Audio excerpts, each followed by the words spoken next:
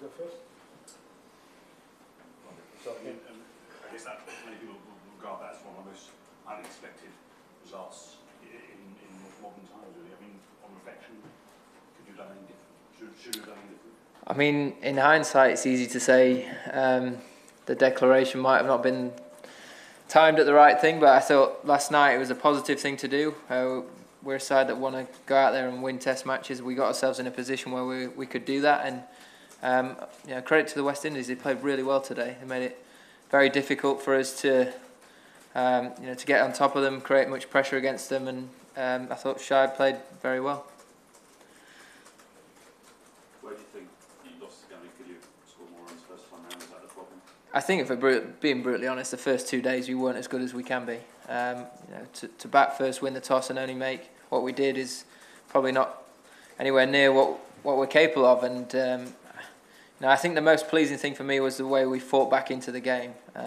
Previously, when we've been behind the 8 ball, we struggled to do that. I thought we showed great character, great determination and fight to get in a position last night where we could declare, put them under pressure, and try and get a win from.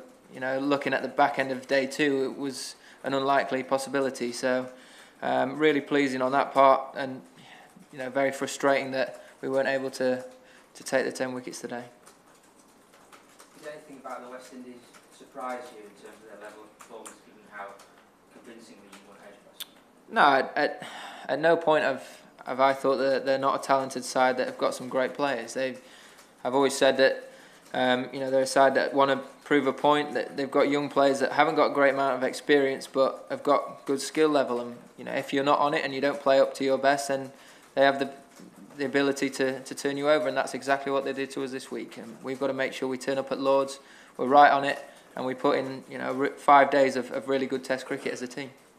Why do you think that you weren't at your best in the first couple of days, when this is a problem that you've had for some time? I know you managed to get back-to-back wins against South Africa, which you wanted to build on, but again, it's one game up and then another game down. Yeah, I think we won the toss and batted first, and then we didn't play the conditions very well, if we're being brutally honest.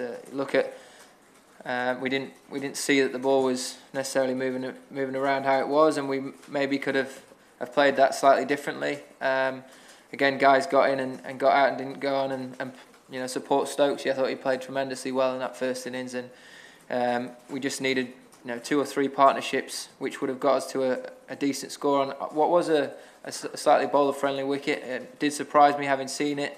Sun out at the toss, it looked like a dead cert bat first, and it probably wasn't as clear as that once we got out there. And credit to the West Indies again, they bowled very well. They put the ball in good areas, they challenged our defence consistently, and made it very difficult for us. About the messages that the players were working with on those first days. You talk about not adapting and not identifying the condition, not playing the conditions well. Was there a lack of communication about that? Is it just up to the players to be able to identify that themselves when they get out there? How can you improve that? I think, as I said, we were put under pressure from some good bowling, and we weren't able to absorb that and then reapply it until probably too late on in the innings. And sometimes you've got to hold your hand up and say that we were outplayed. On those first 2 days we were. Mel? You benefited a lot from some of the drop catches by the West Indies, particularly early on in the match, but then there were some probably uncharacteristic errors from your guys as well. What do you put that down to, and how much of a focus does fielding become for the next day? Yeah, we always know how crucial it is. You've got to take your chances in Test cricket. When you get to this level, if you give guys opportunities, they generally go on and hurt you. And it's been a strange Test match. There's been so many catches go down. It's hard to put your finger on it. It's not always the easiest viewing ground. I'm not trying to make excuses, but that's something that is the case here at Headingley. But we have to be better. We know that taking early wickets and taking opportunities to put sides under pressure is a massive part in winning test matches, and we weren't good enough to do that this week. John and Tom? Joe, early days still, but how does today rank in terms of the challenges you had as a captain? Yeah, it was tough. at the start of the day we put them under pressure. We put the ball in good areas. We got early breakthroughs, and they built a very good partnership. And we lost that lateral movement. It didn't swing and seam as much as we anticipated it to, and maybe misbehave.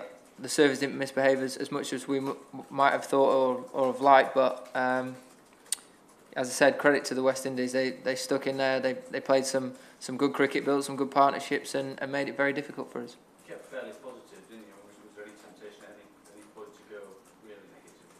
Yeah, there was, but I thought the best chance of slowing things down was to take wickets. And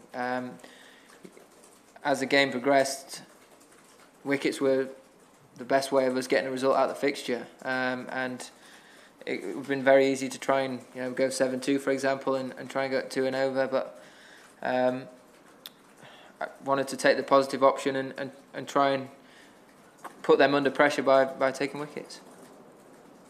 Joe, Ben Stokes got a demerit point in this match. He could miss a test match. A lot of people seem to think it's harsh. But what's your view on it? Do you have to have a word with your players about what they say, because it seems so forgiving at the moment in the ICC? Yeah, he's obviously disappointed with himself for putting himself in that situation where they can fine him. You've got to be very careful now with all the stump mics and everything else that's around that can pick up on different things and little things like that. But got to take it on the chin, make sure we learn and we don't make those mistakes again as a side.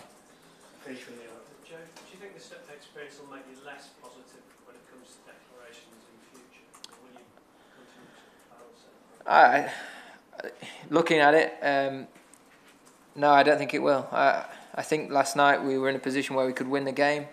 It was a fifth-day wicket, and maybe slightly misread it from the surface. But looking at two guys that have taken nearly 900 Test wickets between them, and the rest of the bowlers that we have available on a fifth-day pitch, I thought we had a great opportunity to win the game. And as I said, credit to the West Indies; they played really well today. Is there anything with Ben with the near anything to the only goal? No, Ben's fine. Different parts of the day, you want to look for how you're going to get your wickets, and he only got 5 overs, and maybe that was something that, looking back personally, could have gone slightly differently. When I thought about bringing him on, there was also opportunities to try and bring Stuart and Jimmy back, where you're looking at guys that have taken, as I said, 900 Test wickets. Your senior bowlers stand up and make the breakthrough for you, and that might be something for me to learn as well. Okay, thank you, Joe. Cheers, guys. Thank you.